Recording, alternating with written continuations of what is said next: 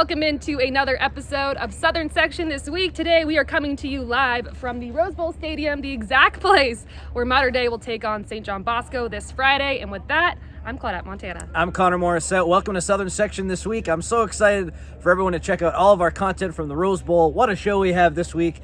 Starting with some top 5 high school football plays from the week before. Let's roll them.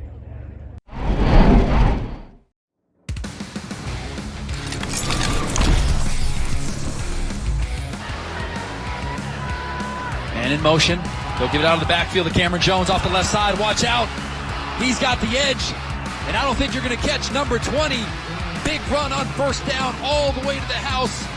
Touchdown, St. John Bosco and Cam Jones.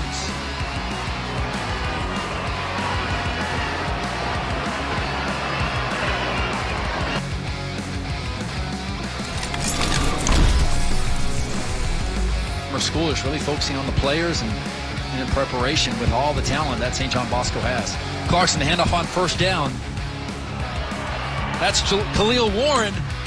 Bounces off a tackle out in space, and he's going to take it to the house. Touchdown on first down for number 24, Khalil Warren. Bosco scores again.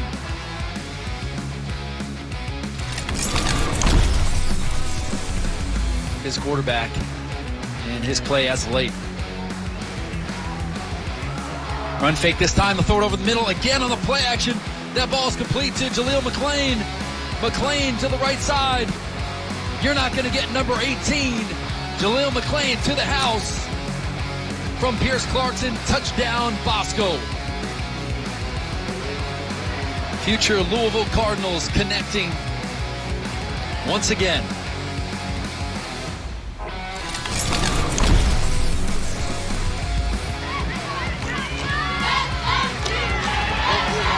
Got his guy going to the corner. Gilmer, touchdown Eagles. Quasi Gilmer from J-Vance, 27 yards.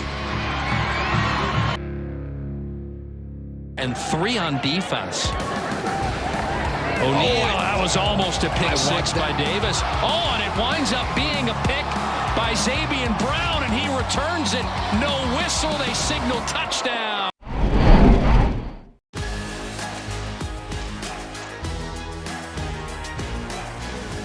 High school sports are one of the things that make living in California so great. But sometimes the behavior in the stands can overshadow our achievements on the field. I love it when my parents show up for me. But being booed for missing a play could be crushing. And remember that refs are people too. They're trying their best to call a fair and correct game. Hey, and enough with all the swearing. No one should feel insulted or ashamed because of their race, ethnicity, or gender. We should be able to hold our heads high after the match, win or lose.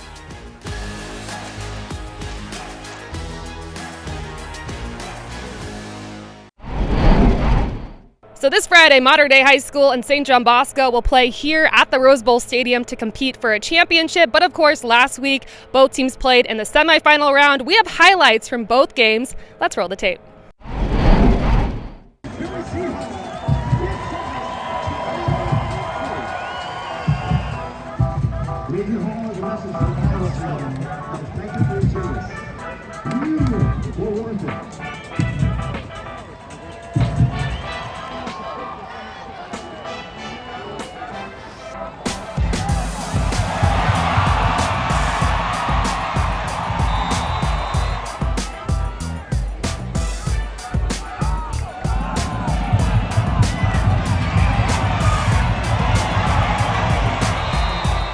Touchdown Monarch.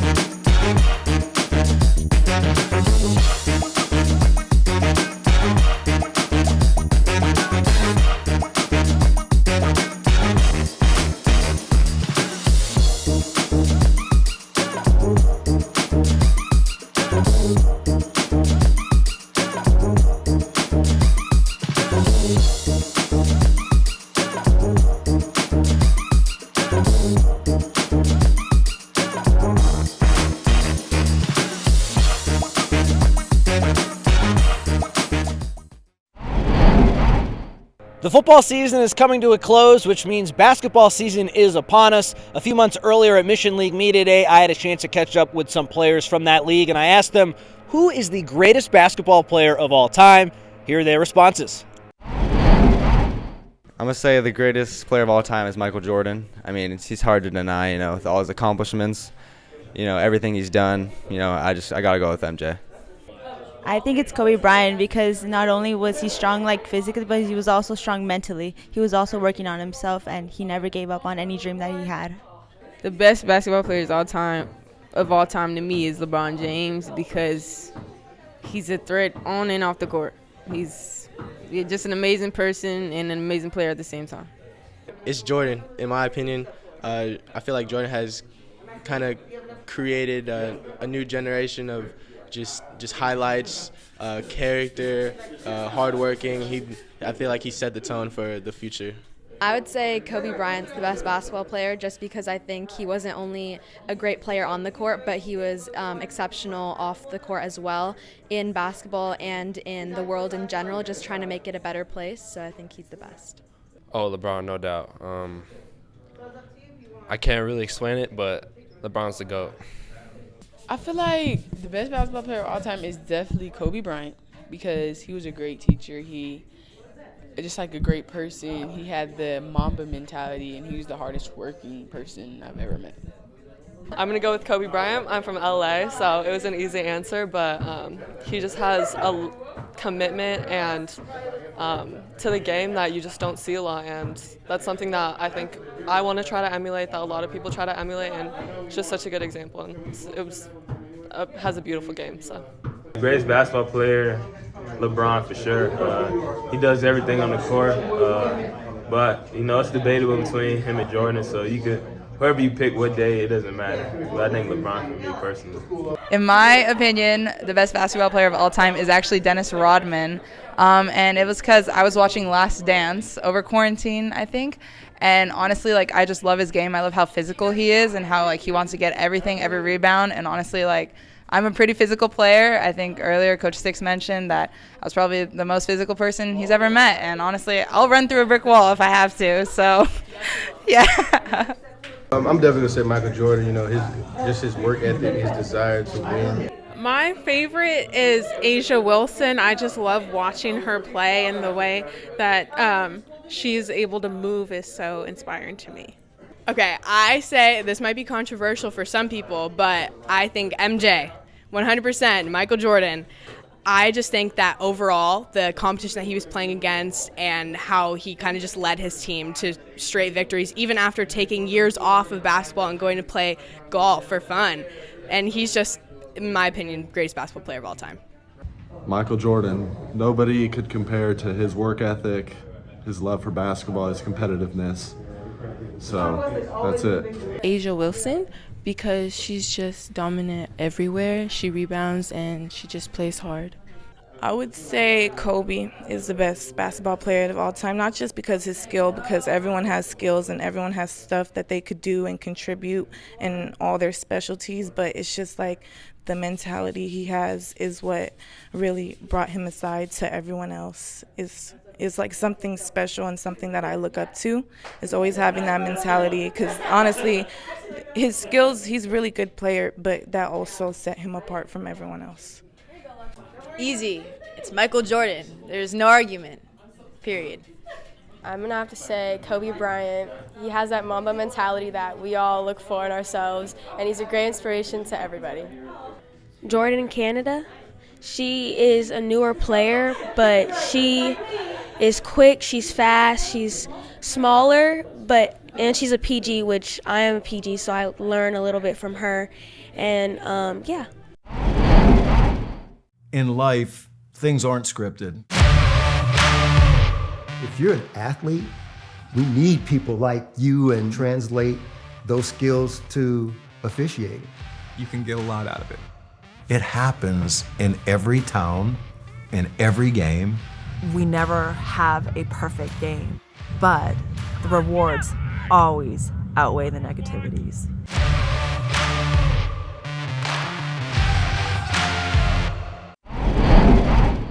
Checking back in at the Rose Bowl. At the championship luncheon, Claudette had a chance to speak with Pierce Clarkson, St. John Bosco's quarterback. She also spoke with Aiden Childs, Downey's quarterback. Both those teams will be playing for championships this weekend.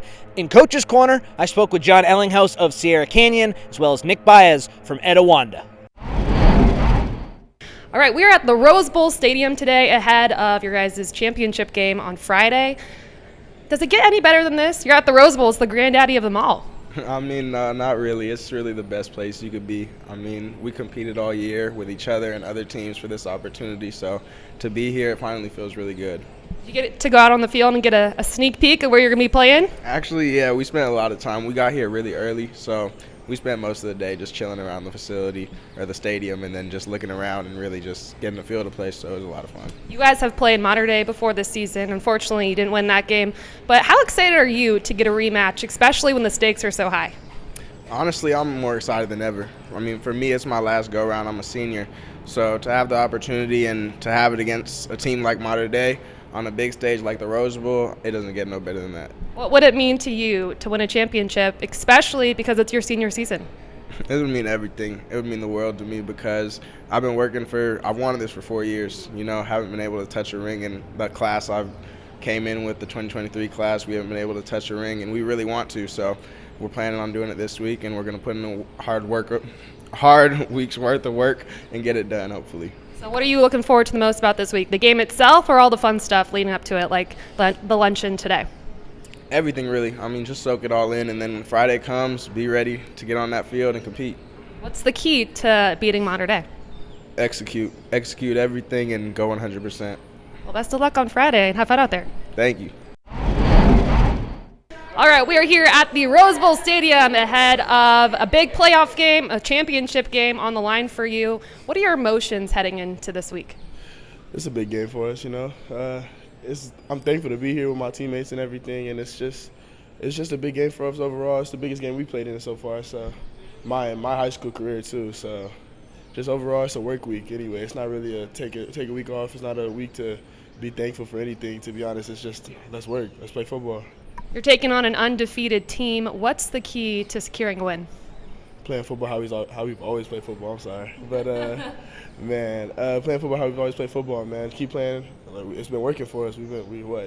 Whatever in 2, we lost 2 games. It is what it is. But yeah, I think we just play football, come out, play hard, play with heart. We got this. Here with John Ellinghaus at the Rose Bowl. Coach, Sierra Canyon back in the championship game. How you feeling? You know, my AD and I were driving over here. You know, we've been very fortunate to be at a lot of these championship luncheons, and you know, we don't take it for granted. It's really an honor, and just really proud of this group of kids and the way they've stuck together and fought, and it means more this year just because we faced adversity like we haven't seen before, and the kids didn't give up on one another. They stayed true. They believed in their coaches, believed that they could be here, and you know, it's really a cool story that you know, their hard work is paying off. First year in the Mission League for your group. How much did that help prepare you for this playoff run? You know, it's obviously we hadn't done it before, and you know, we knew that we were able and could compete, and obviously we proved that by winning the league. But I guess in some ways twice. You know, we played a lot of them second time in this playoff, but those are good football teams, and those are teams that you know, do it right. And so I've always been a believer, challenge your team early, which we did, you know, playing the Mission Viejos and the tough schedule we did early on in this season. And you know, when you get into playoff games, you never want it to be the toughest team you've played, and you know, I think that was definitely true for us this year. So that tough schedule definitely paid off for us. I covered your regular season defeat against Bishop Amat. After that game, I remember the team was so angry and frustrated. How did they channel that anger into this playoff run? How'd you turn it around? Yeah, you know, Cam Brandt, one of our studs going to Stanford, defensive end, I still remember in the locker room after Bishop Amat and the positivity. He was like, Coach, we found it. So actually Bishop Amat, even though we lost the game in double overtime, was the turning of our season because we knew we were good enough. We knew that was a really good football team that we took to double overtime. And, you know, we felt like we made some mistakes that if we didn't do it the second time, we'd be just fine. So actually the Bishop Amat loss was where we realized, okay, our plan's paying off here, and we just got to stay true. And then obviously we've been winning games ever since. Last question, what have you seen from Inglewood on film? How do you slow them down? Really talented team. Yeah, all I see is talent. It's just an unbelievable team, really well coached. We got a lot of respect for them, and obviously playing in the Division II CIF Championship, you're going to face a great opponent, and we definitely are. So excited to have it be at our place. Excited to go out and compete against a really good football team. So we've got great players, and so do they, and so I'm excited to see what happens this weekend. That's John Ellinghaus, Sierra Canyon head coach. John, thanks so much. Thank you, my pleasure. Here with Etiwanda head coach Nick Baez ahead of the Eagles championship game against St. Francis Division 5 coming up this weekend. Coach, first of all, we're at the Rose Bowl. What a great experience for you, your players. How much fun is this to be here? Oh, absolutely. Yeah, the kids are fired up. It's a great place, the history here, and it's just amazing. So happy that the kids can experience this. St. Francis, we all know they score 1 million points every game. It's a loaded question. How do you slow them down? Yeah, I don't know. That's a good question. You try to make them one-dimensional, I guess, and try to stop one thing and kind of see how it plays out at the end, because we have no idea how this is going to go. I've never really seen them play, just what I've seen on film, and they're pretty dynamic. You had a great run last year. This year to come back after a great season and go all the way to the championship. How proud of your group are you? Yeah, extremely proud. We graduated 18 starters last year, so the beginning of this year was a little rough, and we got off to a rough start, but the way we finished, I'm really impressed with our kids and their determination to keep a winning tradition here at Etiwanda. And the last thing, it's not about how you start, it's about how you finish. You guys have finished strong. What's the key to having a team play its best football at the end of the year? Just having great senior leadership, and just keep building and building. And, it's a long season. Gosh, we started back in August, and, it's the middle of November. But just being able to keep focusing on getting to 1-0 each week and getting better as a team. And I'm proud of our leaders for kind of demonstrating that leadership. Great. Nick, thanks so much. All right, appreciate it.